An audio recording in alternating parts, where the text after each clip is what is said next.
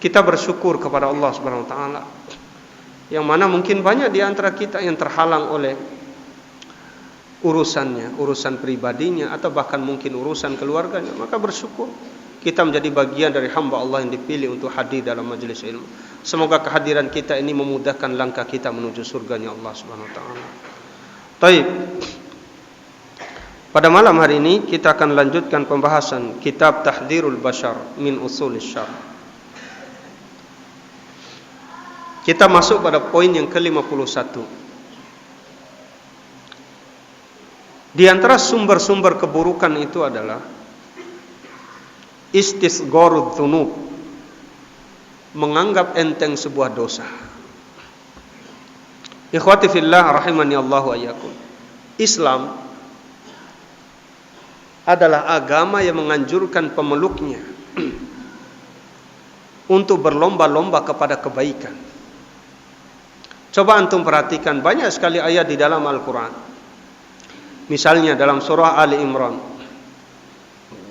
atau surah Al-Hadid atau surah Al-Mutaffifin, wasari'u ila maghfiratin min rabbikum wa jannatin arduha ka'ardis samawati wal ard. Bersegeralah kalian menuju ampunan Rabb kalian.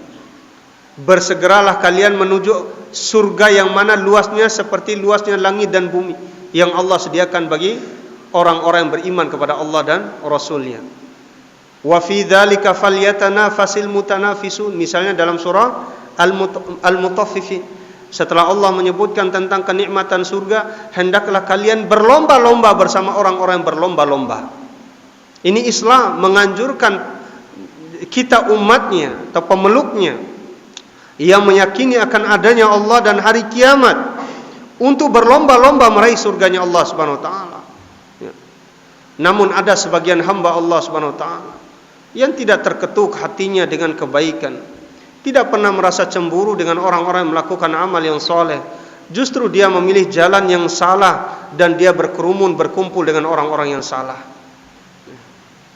Sehingga bagi dirinya dosa yang sifatnya besar maupun kesalahan yang sifatnya kecil ataupun ini kesalahan yang sifatnya remeh sama saja bagi dirinya.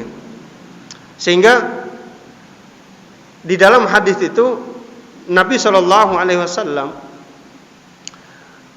mengumpamakan orang yang beriman ketika dia berhadapan dengan dosa atau ketika dia melakukan sebuah kesalahan dengan orang munafik. Ya.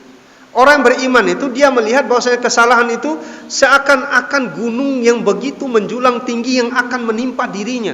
Itu orang beriman ketika dia melihat sebuah dosa.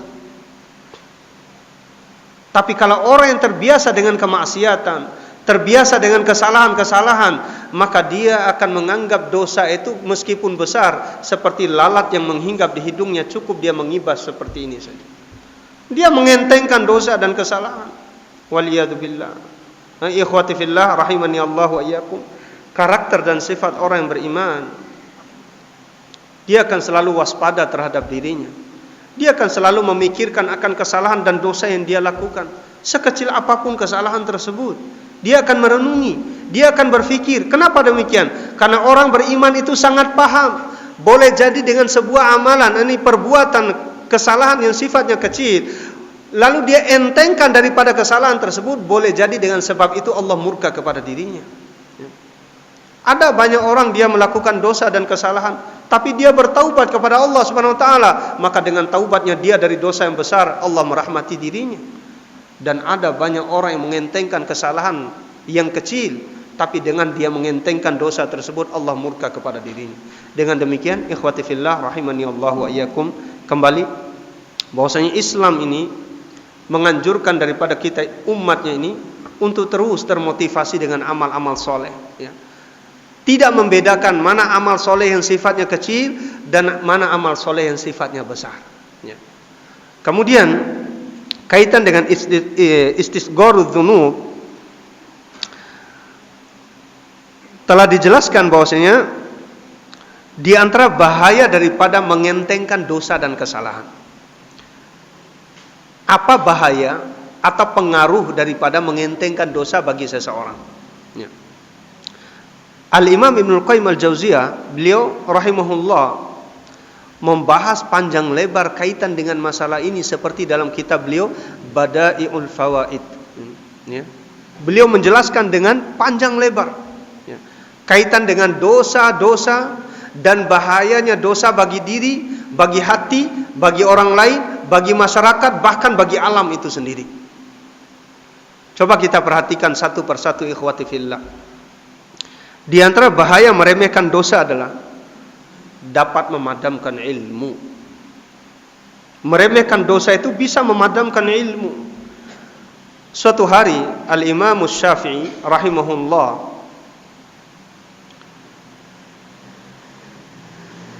Imam Malik atau Imam Syafi'i pernah mengadukan daripada hafalannya di hadapan Imam Waqi', ya. Beliau mengatakan, syakautu ila Waqi'in su'a hifdhi fa'arshadani ila tarkil ma'asi wa akhbarani bi anna al-ilma nurun wa nurullahi la yuhda li'asin. Aku pernah mengadukan daripada buruknya hafalanku kepada Imam Waqi'. Lalu beliau memberikan petunjuk kepada diriku, fa'arsyadani ila tarkil ma'asi, untuk meninggalkan kemaksiatan. Ternyata Pak, goyahnya hafalan atau goyahnya ilmu seseorang, terlupakannya seseorang dari ilmu yang sudah dia hafalkan, itu boleh jadi disebabkan karena maksiat yang dia lakukan. Al-Imam Daruqutni rahimahullahu ta'ala, beliau itu diantara salah satu ulama yang apabila berjalan di pasar itu memasukkan kapas di telinganya. Hikmahnya apa? Agar jangan sampai dengan sebab dia mendengarkan kalimat-kalimat yang buruk di pasar dapat mengganggu daripada hafalan dan ilmu yang ada dalam hati dan pikirannya. Ini Imam Daruqutni ikhwati fillah. Loh, kita ini sengaja berbuat maksiat. Makanya tidak heran diri kita ini mengapa kita sedikit sekali melihat pengaruh dari keberkahan ilmu yang sudah kita miliki. Nah, karena itu tadi, menyengaja dia bermaksiat. Dan dia menganggap bahwa kemaksiatan itu sifatnya kecil. Betapa jauhnya diri kita dengan para ulama. Betapa jauhnya diri kita dengan orang-orang yang soleh. Betapa jauhnya kita dengan orang-orang yang dipuji oleh Allah Subhanahu wa taala akan kebaikan keimanan mereka, keikhlasan mereka di dalam beramal, lurusnya mereka di dalam melakukan amalan-amalan. Di zamannya kita ini Pak, begitu enteng dan mudahnya kemaksiatan itu datang di hadapan diri kita. Tidak kita berjalan di luar, ada orang yang berselancar di dunia maya, melihat sesuatu yang sifatnya perkara yang dapat merusak hatinya, dunianya, dan agamanya serta akhiratnya. Kemudian dikatakan di sini, fa'arsyadani ila tarkil ma'asi. Jadi Imam Waqi' ini memberikan kepadaku petunjuk untuk meninggalkan kemaksiatan. Mengapa seseorang mesti meninggalkan kemaksiatan setelah dia mendapatkan ilmu dari Allah? Beliau mengatakan, fa innal ilma nurun. Sesungguhnya ilmu itu cahaya. Wa nurullahi la yuhda li'asin. Dan cahayanya Allah itu tidak akan diberikan kepada orang-orang yang pelaku maksiat. Orang terbiasa dengan kemaksiatannya, dari mana dia akan mendapatkan keberkahan dari ilmu yang sudah dia dapat? Justru akan menghilangkan daripada pengaruh ilmu yang ada pada dirinya. Disebabkan karena dengan sebab kemaksiatan-kemaksiatan yang sifatnya besar maupun kemaksiatan-kemaksiatan yang sifatnya kecil.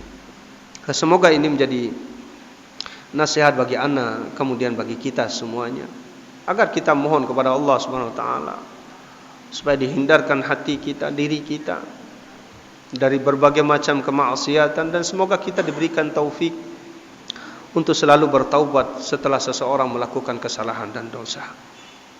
Ini yang pertama ikhwati fillah. Di antara pengaruh buruk daripada mengentengkan kesalahan, meremehkan dosa. Kemudian yang kedua, bahwasanya kemaksiatan itu dapat menghilangkan rasa malu. Orang kalau bermaksiat, malu nggak dia bermaksiat di hadapan umum? Orang kalau sudah terbiasa melakukan kemaksiatan, akan hilang rasa malunya. Terbiasa dengan dosa-dosa, akan hilang rasa malunya.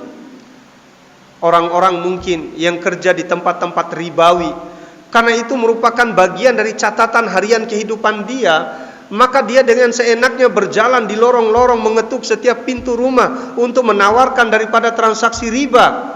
Hilang malunya. Orang-orang berjudi di lorong-lorong gang, dia tidak lagi malu dengan orang yang lalu lalang di gang tersebut, karena itu merupakan kebiasaan daripada malam-malamnya, hari-harinya. Hilang rasa malu di dalam hatinya dengan sebab kemaksiatan tersebut. Makanya kalau antum lihat orang yang terbiasa dengan dosa, ketika berpapasan dengan orang soleh, kira-kira yang malu itu siapa, Pak? Pelaku maksiat. Karena maksiat itu dapat memburamkan wajah, dapat menggelapkan wajah. Kemaksiatan itu dapat menghinakan diri seseorang, menjadikan dirinya malu di hadapan ahlu ta'ah, karena dia terbiasa dengan kemaksiatan. Ini bahaya daripada kemaksiatan, apalagi dia mengentengkan dosa dan kesalahan. Sehingga dikatakan oleh para ulama kita, malu itu adalah unsur dan pokok dari kebaikan hati dan kekuatan hati. Kalau hilang rasa malu dari hati seseorang, maka akan hilang seluruh kebaikan. Dan Nabi SAW menjadikan malu itu bagian dari iman. Ingat Pak, malu itu Nabi SAW menjadikannya bagian dari iman. Nabi SAW bersabda, al-imanu bid'un wa sab'una syu'bah, a'laha qawlu la ilaha illallah, wa adnaha imatatul adha 'anit thariq, wal haya'u syu'batun minal iman. Iman itu dia memiliki banyak cabang, kurang lebih 70 sekian cabang. Dan Imamul Baihaqi rahimahullah, beliau punya buku, kitab, kurang lebih beberapa jilid, 8 atau 9 jilid. Judul kitabnya adalah Syu'abul Iman, cabang-cabang keimanan. Kemudian beliau mensyarah dengan dalil-dalil. Iman itu ada 70 sekian cabang. Yang paling tinggi adalah perkataan seseorang, la ilaha illallah. Itu cabang iman yang paling tinggi, yang akan mengantarkan amal-amal solehnya menuju Allah Subhanahu wa taala. Kalau kehilangan la ilaha illallah dari hati seorang hamba, tidak akan mungkin amalnya naik kepada Allah Subhanahu wa taala. Sebagaimana orang kafir, sebagaimana orang beriman dengan orang kafir, kondisi dan keadaan mereka ketika malakul maut mencabut nyawa mereka, lihat letak perbedaan mereka. Orang yang beriman, ruhnya akan dijemput oleh malaikat yang membawa mereka menuju Allah Subhanahu wa taala. Akan dibukakan pintu-pintu langit, sementara ruhnya orang kafir, la tufattahu lahum abwabus sama wa la yadkhulunal jannah. Ruhnya orang beriman itu akan sampai, langit-langit akan dibuka. Ruhnya wangi, karena amal-amal yang sifatnya soleh yang selalu dia lakukan selama dia hidup akan berefek kepada kebaikan ruhnya. Namun ketika ruhnya orang-orang kafir ini hendak diangkat ke langit, ditanya oleh malaikat, siapa ini? Roh siapa ini? Bau sekali ini roh ini. Oh, rohnya fulan bin fulan. Tidak dibukakan pintu langit. La tufattahu lahum abwabus sama. Dan mereka ini tidak akan masuk surga sampai seekor unta bisa masuk dalam lubang jarum. Lihat Pak, iman yang paling tinggi itu la ilaha illallah. Ketinggian kalimat la ilaha illallah akan meninggikan derajat seseorang di hari kiamat, mengangkat amal-amal soleh mereka kepada Allah Subhanahu wa taala. Lihat, dengan sebab la ilaha illallah, kedudukan antara orang Islam dengan Islam yang lainnya akan beda di hadapan Allah Subhanahu wa taala. Lihat, ada orang dia memahami betul daripada makna la ilaha illallah. Dia tidak berbuat syirik, tidak pernah bertatoyur, enggak minta diruqyah dan seterusnya. Maka mereka ini akan masuk surga tanpa hisab. Masuk surga tanpa hisab, Pak. Yang namanya hisab itu berat, Pak. Seorang koruptor dengan nilai uang yang begitu banyak yang sudah dia korupsi dari harta rakyat, dipanggil oleh pengadilan. Apa istilahnya, Pak? Diadili oleh KPK. Dijejali dia dengan pertanyaan-pertanyaan. Gemetar apa enggak dia, Pak? Ya gemetar. Istrinya di rumah, anaknya di rumah. Jabatan dia bakalan dia dilengserkan daripada jabatannya, bakalan dijebloskan ke dalam penjara. Ini baru di dunia, Pak. Hisab itu sulit. Makanya Nabi menyuruh kita untuk minta sama Allah, Allahumma hasibni hisaban yasira. Karena hisab itu sulit. Orang ditanya oleh Allah dengan detail, maka berarti dia celaka.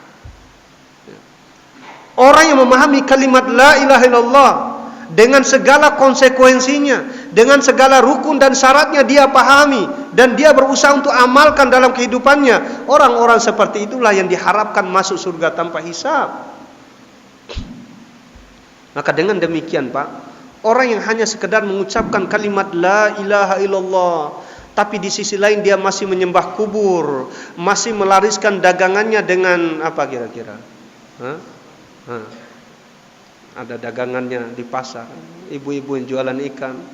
Datanglah orang beli, pembeli pertama di pagi hari, uangnya bola ambai, gitu kan? Sudah disertai dengan keyakinan, Pak. Kalau enggak di apa? Kalau wati sebewi kendake ke piti wati polan bala ambare. Ada raja, ada jimat yang digantung supaya jualannya bisa laris. Ada istilahnya penglaris, Pak. Biasanya hal-hal seperti ini diminta di dukun-dukun, lau kasando ka bune caran lokun hina amba. Gitu kan? Beda ceritanya dengan orang yang tidak paham kalimat la ilaha illallah dengan orang yang paham la ilaha illallah. Ini iman yang paling tinggi. Dengan satu kalimat bisa dibedakan mana orang yang derajatnya tinggi dan mana orang yang derajatnya rendah. Apalagi orang yang mengingkari kalimat la ilaha illallah. Yang kedua, imatatul adza 'anit thariq. Iman yang paling rendah itu adalah apa, Pak? Menyingkirkan gangguan di jalan.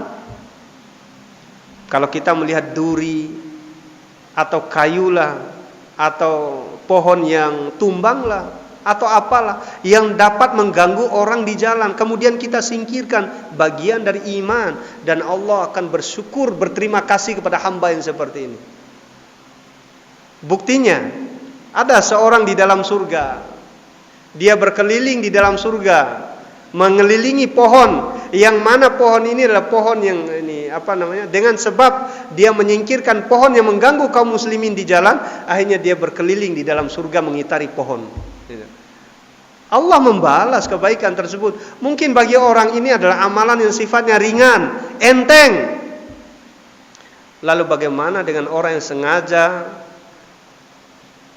gara-gara nikah tapa kun itu nonton nikah anana, subhanallah. Ada lagi yang bengkel-bengkel itu, Pak, yang kerja-kerja di bengkel itu gimana supaya banyak motor yang mampir di bengkel dia, mungkin ditebari nih paku di jalan-jalan, subhanallah. Dosa seperti apa ini, Pak? Ya. Ini karena apa? Tidak paham iman. Kemudian Nabi SAW mengatakan, wal haya'u syu'batun minal iman. Malu itu setengah dari iman. Setengahnya, Pak. Kalau dikatakan setengah syu'bah, berarti setengah menunjukkan bahwasanya rasa malu itu merupakan perkara yang penting di sisi Allah. Gara-gara orang itu malu, hadir dalam hatinya malu, artinya dia takut bermaksiat karena hatinya malu. Dia tahu Allah melihat dirinya. Dia tahu malaikat akan mencatat perbuatannya. Akhirnya dia malu, takut dia. Oleh karena itu, di dalam satu hadis Nabi SAW bersabda, "Inna mimma adrakan nasu min kalamin nubuwatil ula, idza lam tastahi fasna ma syi'ta." Di antara kalimat yang dipetik oleh manusia dari kalamnya para nabi, seluruh nabi, kalau kamu enggak malu, lakukan sesuatu sekehendakmu. Karawi berarti suara majamu, seperti itu. Nah, kalimat ini mengandung dua makna, Pak. Makna yang pertama, engkau tinggalkan dosa, ya. Dan makna yang kedua, tiswara majamre karawi pun dosa, seperti itu. Nah, orang yang beriman, ketika hadir perasaan malu di dalam hatinya, takut dia berbuat dosa.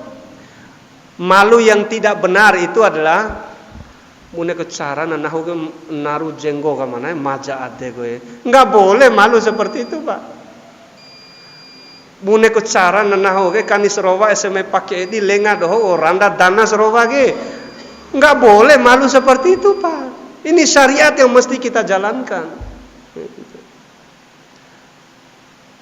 Maja ade mai doho tamu ar umat doho ar koma daga sigi maja ade ne rece lenga sembea. Bukan malu yang seperti itu, Pak. Malu yang benar itu adalah malu yang menghalangi diri kita dari kemaksiatan. Taib, ini udah adzan dulu. Wallahu a'lam bishawab.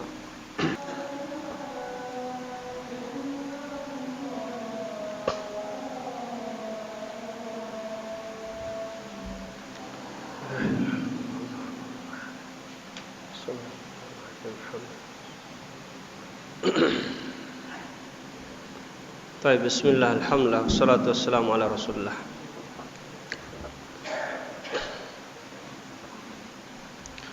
Kemudian yang ketiga,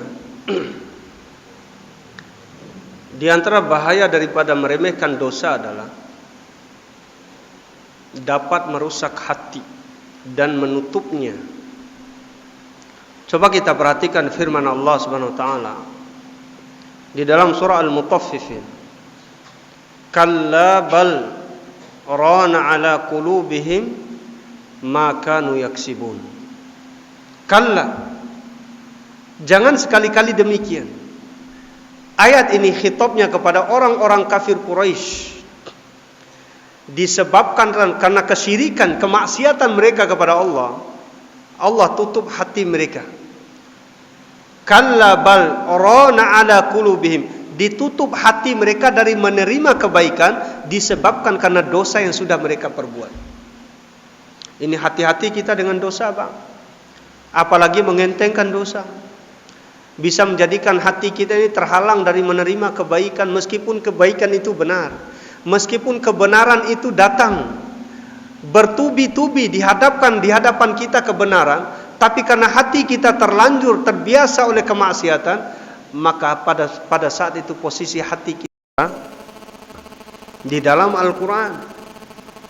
Berbagai macam kemaksiatan dilarang oleh Al-Quran. Tentunya yang melarangnya siapa, Pak? Allah Subhanahu wa taala. Ketika Al-Quran berbicara tentang riba, atau ketika Al-Quran berbicara tentang khamar, atau tentang zina dan yang lain sebagainya, maka mestinya kita hadirkan dalam hati kita perasaan malu. Yang memerintahkan kita ini siapa? Allah Subhanahu wa taala. Sehingga dikatakan, jangan engkau melihat terhadap kecilnya dosa yang engkau perbuat, tapi lihatlah keagungan Allah yang engkau maksiati. Kita seringnya begitu, Pak. Sering mengentengkan dosa. Sementara di sisi lain kita tidak memperhatikan keagungan Allah yang kita bermaksiat kepadanya. Semoga ini menjadi nasihat buat anak dan kita semua. Kemudian di antaranya poin atau kiat yang bisa menghalangi kita dari berbuat maksiat adalah kemaksiatan itu sangat besar pengaruhnya terhadap keimanan kita. Coba perhatikan sabda Nabi SAW. La yazni zani hina yazni wa huwa mu'min. Wa la yasriku sariku hina yasrik wa huwa mu'min. Tidaklah seorang itu ketika dia berzina dikatakan sebagai orang mukmin. Artinya apa, Pak? Tidak dikatakan mukmin orang itu ketika dia sedang berzina. Sehingga dalam hadis yang lain Nabi mengatakan, ketika seseorang itu berzina, imannya keluar dari tubuhnya, seakan-akan naungan di atas badannya. Ka'annahu dhullah. Ini hati-hati kita dengan kemaksiatan. Wala yasriku sariku hina yasrik wa huwa mu'min. Tidak dikatakan mukmin orang itu ketika dia mencuri. Mencuri itu banyak macamnya, Pak. Minimal kita mencuri apa kira-kira, Pak? Sampai-sampai Nabi itu mengatakan ini walau qadiban min arak, meskipun ini kayu siwak, Pak, siwak au di sancake boire itu. Itu. Arak, ini siwak. Kita mengambil siwak orang itu akan dituntut kita di hari kiamat. Siwak, Pak. Bagaimana kalau rumah orang kita ambil secara zalim? Bagaimana tanah orang 1 jengkal, 1 meter, 1 hektar kita ambil secara zalim? Ini beda lagi ceritanya, Pak. Orang yang merampas ini tanah orang 1 jengkal akan disuruh pikul nanti di hari kiamat 7 lapis bumi. Au secakare ngari kentuwu sampai 7 lapis bumi, Pak. Secaka, Pak, ngari cawa terus. Berapa tronton itu, Pak? Disuruh pikul kita, Pak. Tanah 1 jengkal. Lalu bagaimana Anda yang mengambil tanah orang 1 are? Hilang tubuh kita, enggak terlihat. Subhanallah waliyadzubillah. Ini hati-hati kita, Pak, ya. Bahwasanya dosa seperti tadi zina, mencuri dan yang lain sebagainya akan mempengaruhi keimanan seseorang. Kemudian yang terakhir, ya, kaitan dengan kiat-kiat agar bagaimana supaya kita ini dapat meminimalisir dosa, supaya kita ini tidak terbiasa dengan kesalahan. Yang kelima dan yang paling inti daripada ini semua adalah kematian itu bisa datang tiba-tiba. Kematian itu tidak pernah mengabarkan kepada kita, wahai fulan, besok jam sekian kamu mati, silakan kamu bertaubat. Enggak ada ceritanya itu, Pak. Ya. Qul innal mauta alladzi tafirruna minhu fa innahu mulaqikum. Katakanlah, wahai Muhammad, sesungguhnya kematian yang kamu lari daripadanya pasti akan menjumpai dirimu, pasti. Dan kita tidak tahu, mungkinkah esok hari adalah nama kita yang terpanggil. Akhir-akhir ini, sebulan yang lalu, atau bahkan mungkin sampai hari ini, terdengar ini suara-suara orang mengumumkan orang-orang yang mati. Tersebutlah namanya Fulan bin Fulan. Akankah esok hari adalah nama kita yang disebut? Wallahu a'lam bishawab. Dan kita mohon kepada Allah Subhanahu wa taala, semoga Allah senantiasa menuntun hati dan langkah kita di atas kebaikan, di atas keistiqomahan, dan kita juga minta agar kita mati dalam keadaan husnul khotimah. Wallahu a'lam bishawab. Mungkin hanya ini yang bisa Mada sampaikan. Semua kebenaran tentunya datang dari Allah Subhanahu wa taala. Apabila ada yang salah dari apa yang Mada sampaikan, Mada mohon maaf, dan kita semua mohon ampun pada Allah Subhanahu wa taala. Baik. Bismillah, Ustaz. Apa hukumnya bernyanyi dan mendengarkan musik di WC? Subhanallah. Ini gimana ceritanya nih? Gak usah dijawab, Pak, ya. Ya. Tanyakan hati kita, istafti qalbak. Tanya hatimu, minta fatwa hatimu. Mengaji itu pahala apa enggak, Pak? Baca Quran. Pahala, Pak. Tapi kalau kita baca di WC gimana hukumnya, Pak? Ya enggak boleh. Nyanyi, lagu, musik itu halal apa haram, Pak? Haram. Terus dinyanyikan di tempat yang buruk, WC. Tanya jiwa kita, Pak, tanya hati kita. Benar apa salah cara saya ini? Benar apa nyanyi ini? Ya mungkin bagi orang yang terbiasa dengan kemaksiatan ya sah-sah saja. Seperti orang itu asiknya rokok itu ketika dia berada dalam WC, Pak. Asik rokoknya. Karena ketemu rokok sama WC itu sejiwa, Pak. Mohon maaf, Pak, bukan menyinggung. Tapi kalau merasa tersinggung, alhamdulillah, Pak. Ya. Baik, kita tutup majelis dengan doa kafaratul majelis. Subhanakallahumma wa bihamdika asyhadu an la ilaha illa anta. Assalamualaikum warahmatullahi wabarakatuh.